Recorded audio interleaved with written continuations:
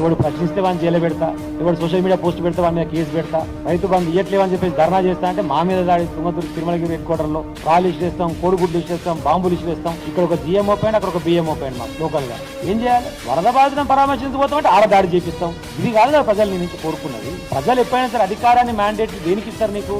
నువ్వు కొన్ని మేనిఫెస్టోలో చెప్పినప్పుడు, ప్రజల దగ్గరికి పోయినప్పుడు నువ్వు చెప్పిన అంశాలు నచ్చి ఓహో ఇవి చేస్తా అంటున్నాడు కదా అని చెప్పి మ్యాండేట్ ఇస్తారు. ఆ మ్యాండేట్ నువ్వు హైదరాబాద్ పెట్టి చెర్లలో ఇళ్లను కూడా కొడతా, లేకపోతే అందరు ఇబ్బంది పెడతాను రాయలే, రాసిన నీకు ఓటు ఎదురు ఎక్కువ మరి అప్పుడు మ్యాండేట్ హైదరాబాద్ పెట్టమని ఇయ్యలే, నీకు మ్యాండేట్ ఇళ్లను కూడా కొట్టమని ఇయ్యలే, మ్యాండేట్ పేదలను ఇబ్బంది పెట్టమని ఇయ్యలే. నువ్వు ఇచ్చిన 420 హామీలు 420 దొంగవాన్ని తెలవక నీకు ఇచ్చిన హామీలు ఏవైతున్నాయో ఆ హామీలు నెరవేరుతామని ఆశ కొద్ది ఇచ్చింది. ఇక్కడనేమో బుల్డోజర్ రాజకీయాలు. ఆ ఉత్తరప్రదేశ్ జరిగితేనేమో మీరు రాహుల్ గాంధీ పోయి ఏమంటాడు? తప్పు పేదోళ్ళు ఇల్లు జోలికి పోతుంటాడు. ఇక రేవంత్ రెడ్డి ఏమో దొంగ నీతి, ఆ నాయకుడు రాహుల్ గాంధీ ఏమో ద్వంద్వ నీతి. కేంద్ర పార్టీగా ఒకటే నిర్ణయం ఉండాలి కదా అన్ని రాష్ట్రాల్లో. మరి అక్కడ పోయి వ్యతిరేకిస్తావు ఎట్లా? ఇక్కడ నీ పార్టీ సమర్థించడానికి పోతా ఉంటే నువ్వు దాన్ని సపోర్ట్ చేస్తావు ఎట్లా? కాబట్టి ఇలాంటి